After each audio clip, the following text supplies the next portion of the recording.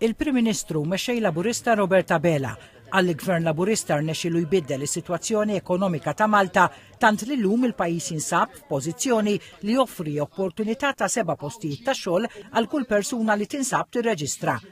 Fi żjarat fi 3 lokalitajiet il-ħadd filgħodu bit-tħejjija l-festa ta' jum il-ħaddiem il-ħamis li ġej, Dr. Abela għal gvern Laburista fl-2013 beda jittrasforma pajjiż minn sitwazzjoni fejn kien hemm 8,000 ruħ ifittxu xogħol fejn gvern nazzjonalista seraq id-dinjità tal-ħaddiema.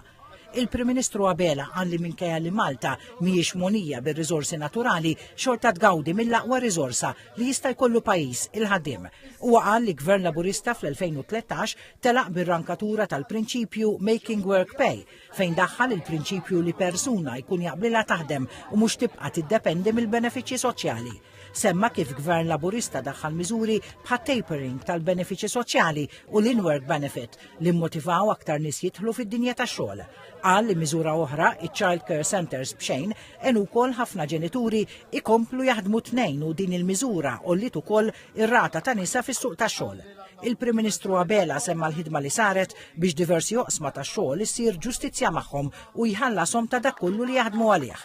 Semma wkoll il-pensjonanti li gawdew minn żieda ta' 70 euro fil-ġimgħa għall gvern Laburista fl-2013 wiret sitwazzjoni tal-ogħla kontijiet tad-dawl u rnexxielu jraħħashom b'25% u ġab stabilità fil-prezzijiet tal-enerġija. Dwar il-qasam edukattiv huwa qal li l-Gvern jibqa' impenjat jinvesti għal opportunitajiet ta' kwalità ħalli l-istudenti jsibu professjoni u xogħol li jkunu studjaw għalih. Għalli l-Gvern baqa' b'mod konsistenti jimbotta l-ekonomija Maltija biex issejja l-aqwa ekonomija fl-Ewropa.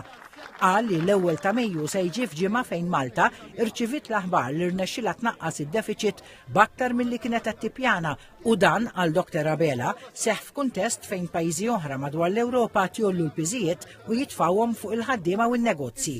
F'kuntest kompla l-Prim Ministru fejn Malta rnexxilha tirreġistra suċċess b'ekonomija li qed tikber b'aktar minn 5 darbiet mill-medja Ewropea.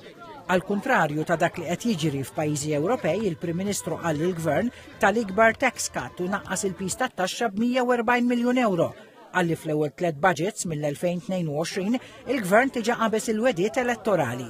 Fisser kif kull sena familja ta' 4 min-nies qed ikollha 1,800 euro iżjed fil-but. Il-Prim Ministru Abela qal li fil-budget li jmiss f'Ottubru li ġej se terġa' tiżdied ukoll il-pensjoni.